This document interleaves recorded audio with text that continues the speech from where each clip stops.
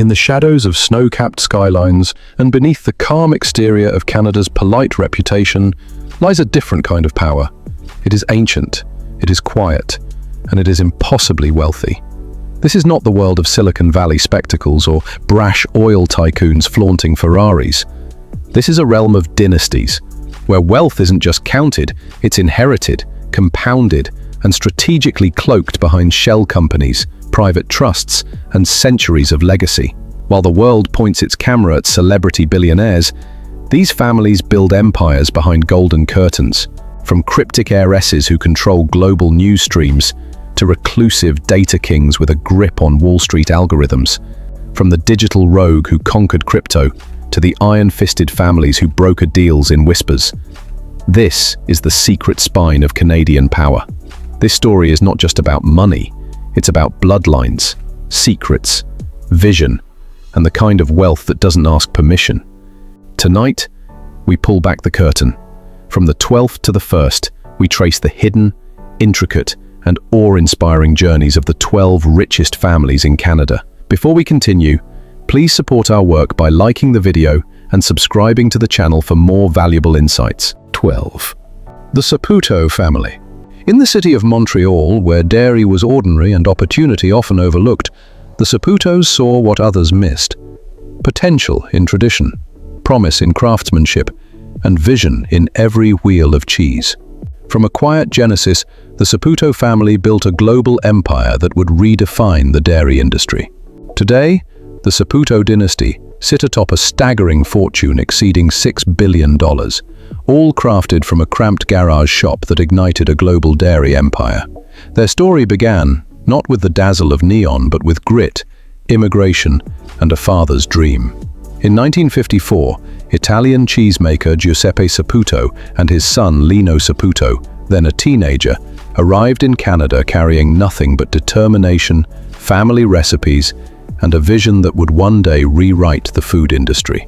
From a small garage in the immigrant neighborhoods of Montreal, they crafted mozzarella by hand, pedaled through the streets to deliver wheels of cheese to local pizzerias. It was humble, fragile, and uncertain. Yet, within those deliveries laid the seed of a dynasty. What came next would cement their empire in a way few saw coming. As the city grew, so did the Saputo vision. Growth wasn't luck, it was strategy. Each expansion calculated, and from their modest garage workshop emerged Saputo Inc., a dairy processor that would rise into one of the world's largest. Step by step, acquisition by acquisition, the company expanded its reach, first across Canada, then into the United States, Australia, Argentina, United Kingdom, and beyond. Today, Saputo products are a fixture in supermarkets and kitchens across more than 50 countries, supplying everything from milk and butter to gourmet cheeses that command global markets. Their journey is nothing short of cinematic. It is epic, a story that stands as one of Canada's most extraordinary tales of vision, grit, and generational triumph. 11. The Alain Bouchard family. Where others saw empty streets, Alain Bouchard saw opportunity. Where small shops whispered limits, he heard ambition. The Bouchard dynasty was built not from steel or skyscrapers, but from neon lights, 24-hour hums, and the endless pulse of roadside commerce. Today, with a staggering fortune of $6.6 billion, they command a global empire of convenience stores and fuel stations, a network that never sleeps, feeding millions, shaping daily life, and redefining retail itself.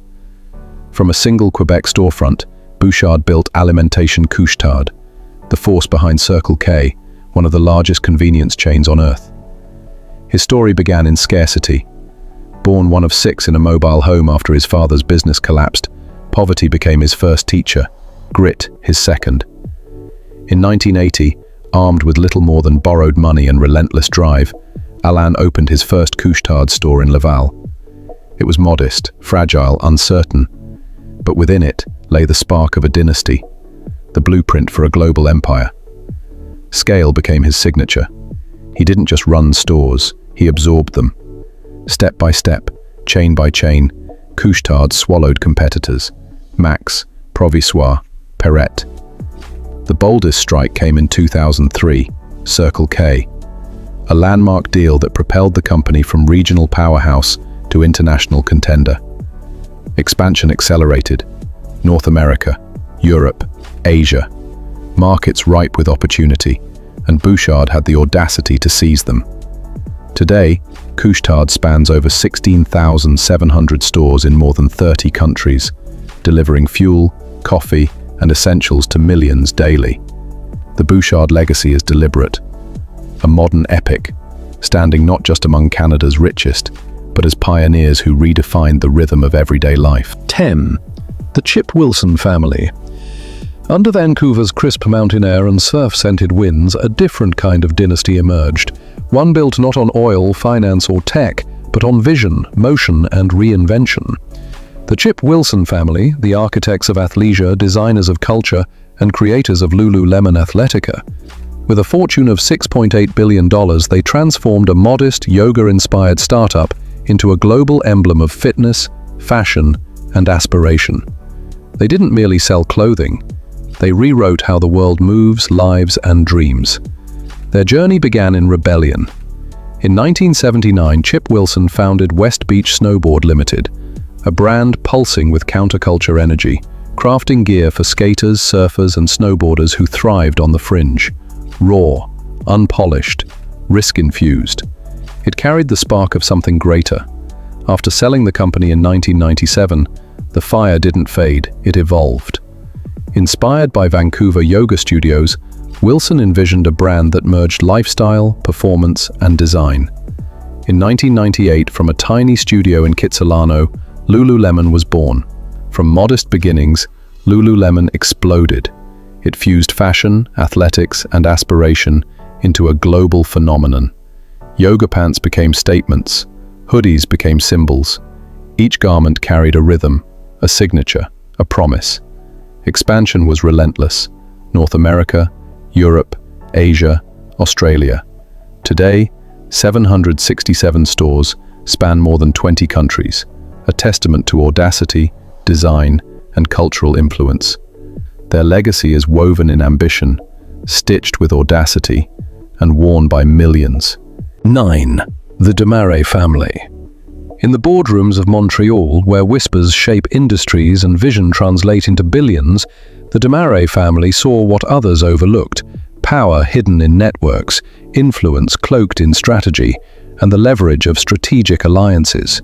The Desmarais dynasty, architects of a sprawling financial empire that quietly commands markets, media, and corporations across Canada and Europe. With a staggering $7 billion fortune, they turned modest ventures into a legacy of influence. A sprawling empire of companies: Trans-Canada Corporation Fund, Power Corporation of Canada, Great West Lifeco, IGM Financial, and Pargesa Holding, investments spanning continents. Power stitched into every move. Their rise began not with fame but foresight. Paul Desmarais, the patriarch, understood early that money alone was fleeting. True dominion required patience, precision, and a network that spanned continents. From modest bus lines in Sudbury to the Trans-Canada Corporation Fund, each move was deliberate. Every acquisition, every partnership, a calculated stitch in a web of influence few dared to imagine. Step by step, asset by asset, empire by empire. By the 1980s, their reach had crossed oceans. Markets shifted subtly under their gaze. Boardrooms became chessboards. Shareholding became a language of strategy. When Paul Desmarais Sr. passed in 2013, his legacy was monumental: fortune, influence, mastery. Today, Paul Desmarais Jr. and Andre Desmarais carry the mantle. The Desmarais story is cinematic, not merely about wealth but destiny. Elusive, grand. 8. The Azrieli family. In the bustling heart of Montreal, where old Europe collides with New World ambition, one man arrived carrying fire, vision, and survival itself. David Joshua Azrieli, a Holocaust survivor, architect, dreamer. Where others saw scars, he saw blueprints. Where others saw endings, he imagined beginnings. Canada became his canvas, architecture his weapon, real estate his battlefield, vision his enduring legacy. From modest beginnings, he rose to a staggering fortune of $7.7 billion, carving his name into Quebec's skyline and beyond. Born in Poland in 1922, Azrieli fled Nazi persecution. After losing his family in the Holocaust, he escaped to Israel, forging resilience from exile, studying architecture, fighting for independence, building a mind sharpened by survival. In 1954, he arrived in Montreal, armed with nothing but grit, brilliance, and unyielding will. Small projects became bold ventures, malls, towers, landmarks that redefined cities. By the 1980s, Azrieli malls dominated Quebec. Cavendish, Fairview Pointe Claire, malls became cathedrals of modern life, alive with footsteps, light, and possibility. His empire grew. Residential, commercial, retail developments, stretching from Montreal to Toronto, touching daily lives, reshaping skylines. In Israel, the Azrieli Center rose. 3 towers of glass and steel, yet his greatest design was not steel or stone, it was human. In 1989, the Azrieli Foundation was born, channeling billions into education. When he passed in 2014, his legacy multiplied. Naomi Azrieli guides the foundation. Dana Azrieli commands the real estate empire. Together, they continue the vision. 7. The Irving family. If industry is the lifeblood of Canada's Atlantic coast, then the Irvings are its beating heart. A dynasty of oil, forests, ships, and steel, they built an empire so vast it touches nearly every corner of New Brunswick life. From gasoline to newspapers, from shipyards to supermarkets, the Irving name became not just a brand, but a backbone. With a fortune of $8.4 billion, theirs is not simply a story of business, but of power, legacy, and quiet dominion.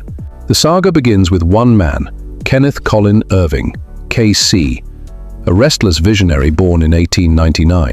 In 1924, he opened a humble gas station in Bouctouche, New Brunswick. It was small, fragile, and unremarkable, yet it carried within it the seed of empire. From that spark, KC built Irving Oil and then stretched far beyond it. Refineries thundered in St. John. Forests became lumber and paper. Shipyards launched vessels that carried Irving goods to Irving ports, chronicled by Irving-owned newspapers. What emerged was not just business, it was an ecosystem, a self-sustaining world where every link bore the Irving name.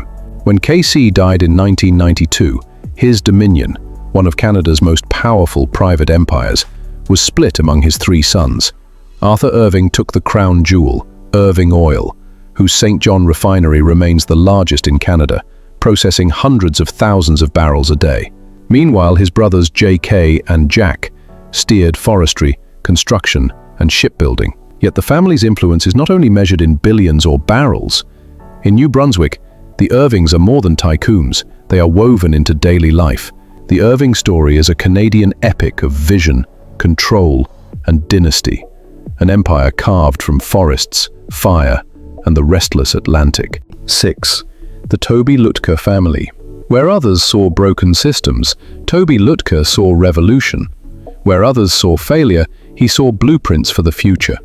The Toby Lutke dynasty, crafted not from oil, steel, or land, but from pure code, ranks among Canada's modern marvels. With a fortune of $8.9 billion, they stand as the architects of Shopify, the digital cathedral of commerce empowering millions of entrepreneurs across the globe. The story begins far from Canada, in Koblenz, Germany, where a boy obsessed with computers tore apart hardware instead of playing with toys. By his teens, he was fluent in the language of machines, an artisan of code. Fate intervened when love carried him across the Atlantic to Ottawa in 2002. There, while trying to launch a humble online snowboard shop, he collided with a truth. E-commerce tools were clumsy, broken, unworthy of dreamers. Most would have quit.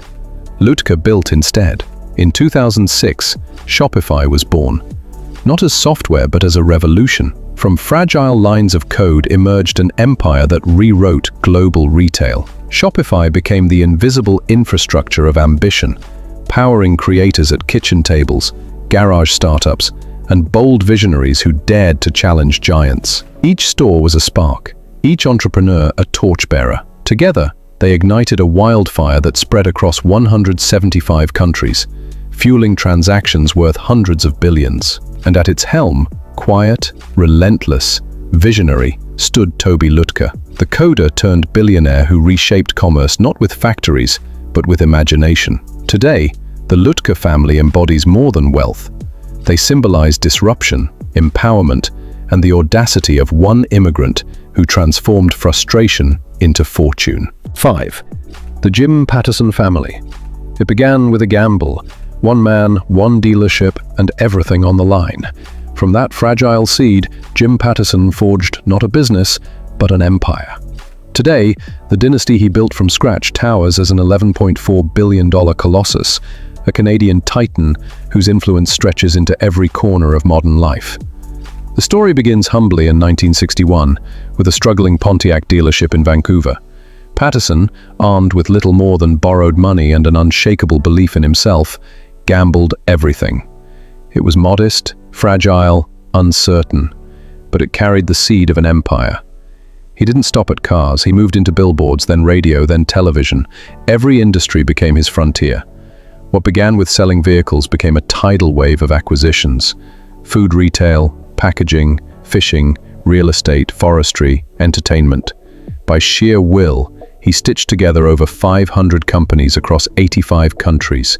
An empire sprawling across industries as varied as Save-On-Foods supermarkets, media conglomerates, real estate towers, and even the curiosity empire of Ripley's Believe It or Not.